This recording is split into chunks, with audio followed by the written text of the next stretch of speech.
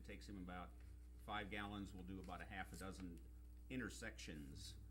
We may be doing 4 intersections based with those wider stripes, or maybe not. Maybe it'll come out to be about the same by the time. Well, I think there- like you said, they'll be doing that over and over anyway, so. Dick, I think there might be some other options that we could look at before that, that might be another safe, I mean, we started, okay, did you want the Cadillac? Cause we didn't give you the Cadillac. We gave you, here's what we think we can do to significantly improve pedestrian and bikeability in this town. We could've come way up here with like, $70, $80, $90, $100,000 to make it really nice. So what I'm saying is, I think there might be some other options that we didn't pursue, because we think the one that we came up with is, okay, let's try this first. Well, I There- just, there is really, I another- was aiming that at the library board members. Does this satisfy your interest in What? not moving the light or moving the light? Because we've had some spirited discussions about that over the years. There's another option that we talked about, rather than moving the stoplight, of putting a flashing yellow light above that street, right at that intersection. One that has a sign beside, pedestrian crosswalk. You know, and you've seen those in different places. But that would be a much less expensive route to take, and just have a yellow and red flashing light, And probably be as effective as yeah. a full-blown, Plus having that little sign on the ground, it's Yeah, just to that's get the traffic awareness that there's apt to be children crossing there at the library, or anyone as far as that's concerned. But that's what we're concerned about, is the pedestrian traffic right there at the library. right?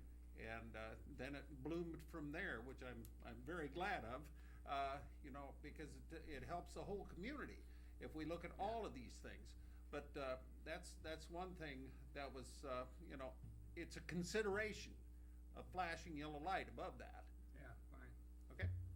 What I was wondering too when reading this, and because of that issue we had before, and maybe this is just tactical or strategic or whatever, but was there a big catalog like this and you added the library light to it, or was the library light added, brought The the library catalog light along? started it all.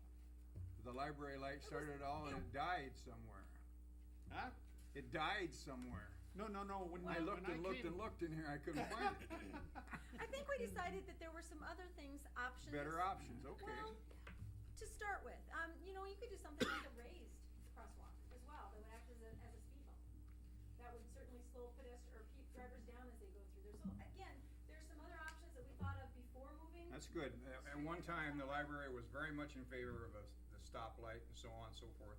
And we had arguments about the cost and so on and so forth. We If hope you that- put that away, that's one less thing to worry about. Well, we hope that by doing some research and kind of looking at other options, that maybe that'll calm that controversy a little bit. Well, there's been talk, once the new school gets put up, there's gonna have to be stoplights down at that end of town. And that would be a better place for that stoplight to be. To move the current one, you mean? Yes. But a flashing yellow light, Are they taking parts off of that? they have Already it to did. where it's just flashing right There's some now. internal parts. Yeah, that- okay. So, All right, thank you. And just to let everyone know on the council that this group has signed a blood oath for continued assistance and willing to help put any further explanation or I explorations, wasn't gonna et say cetera. blood oath, but I was gonna say in closing, we're Yeah, not, yeah. we don't have to be done. We have brilliant ideas. I did say enthusiastic, did I not, in belief? Okay. Well, I think it is an excellent report. What impresses me, and not to run my mouth any too much longer, is those people there that are putting in their time. That's what makes this country kind of great in yourself. That people will come forward and volunteer and pursue something of this quality. That's reassuring. Any other questions? Yeah, those bump outs, are they going to restrict truck traffic from going around corners? They shouldn't, and as we said, we're not looking at doing it on the busy corner that comes from south to the east. We're looking at, there shouldn't be a lot of, maybe there's more semis turning There's north. a lot of going on Second Ave, right? Yeah,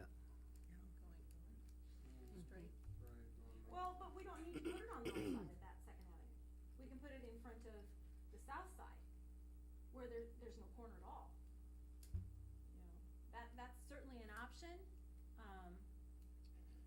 You know, okay, when I think about crossing the street there, if I get out of my car and I think I'm gonna get short, you know, you stand at the edge of where your car is parked, that effectively shortens that distance as well, but it makes it a whole lot more difficult for a driver to see me, because I'm hiding behind a car.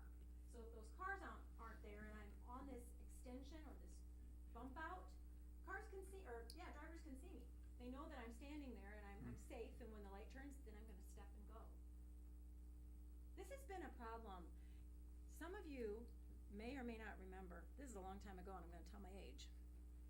I tried to cross from the south side of, it's the corner, south of the Majestic, to go north, and I made the front page of the BJ because I was pushing a stroller, pulling a wagon, and I was pregnant.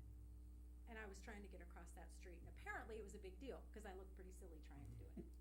That's been 25 years ago, because my youngest is 25 now. So this is revenge, huh?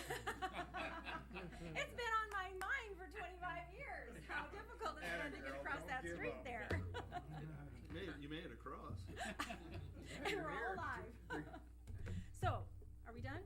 Any other questions? Thank you.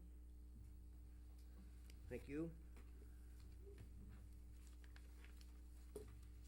Okay, as I said before, the second part of that petition from the group, motion to proceed with committee recommendations. So moved. Motion by Engen, Second. second by Ale. All in favor? Aye. Opposed? Motion carries. Thank you. Thank you, guys. Petition, second item, That Joe. means though you have a job for about 10 years. And the pay is outstanding too. He's got some wild ideas. Watch out. Maybe you're This is only the beginning, only the beginning. Second item, Charles Ward, General Manager, Independence Light and Power, to present and review their budget. Preceding that, motion to adopt a resolution approving the Independence Telecom 2012 budget amendment and the Independence Light and Power Independence Telecom 2013 budgets. Mr. Ward? Good evening. My name's Charles Ward, but I go by Chuck.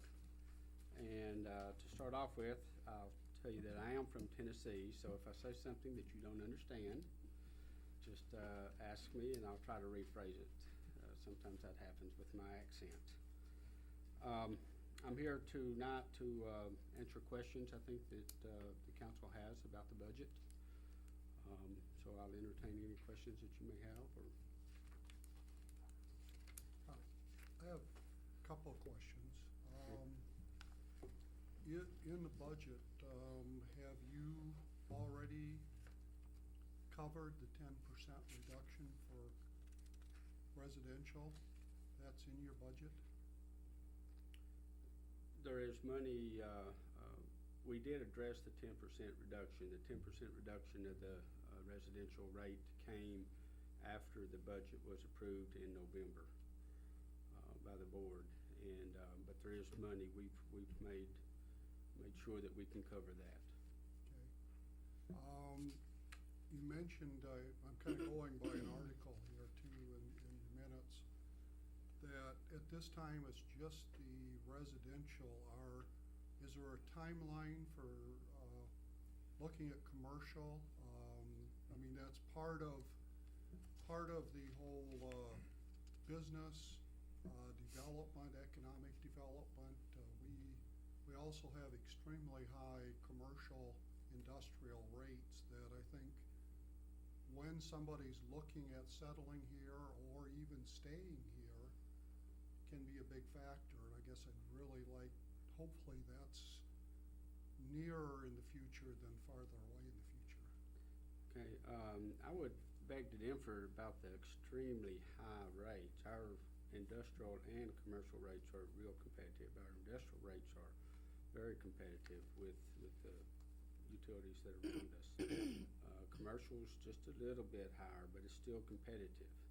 So I don't know what information you have that indicates that it's extremely high. They are not extremely high. Could From you what's- forward from to what's the around us. council members comparisons of our rates with the communities that you're referring to then? What's that now? Could you send us a spreadsheet or, what you're comparing our rates to what I other can get communities? some information. It is extremely hard to compare apples to apples with some of the rates. We actually have to have a bill from the other utilities. What they publish as their rates is very hard to compare with our rates, because our rates are very simple. You have a rate, you have a service charge, customer service charge, and that's basically it. With the industrial, you have a demand charge. So just those three components. Other utilities have fuel charges on there, transmission charges added on, and other charges that's added on. So it's hard to get that and compare an apples to apples unless you have an actual bill.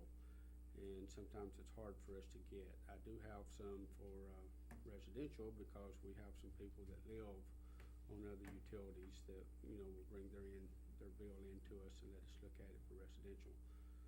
But for commercial and industrial, it's a little bit harder for us to get those bills, but I can try to get something for you. Okay, if you could. I have one more question. Okay.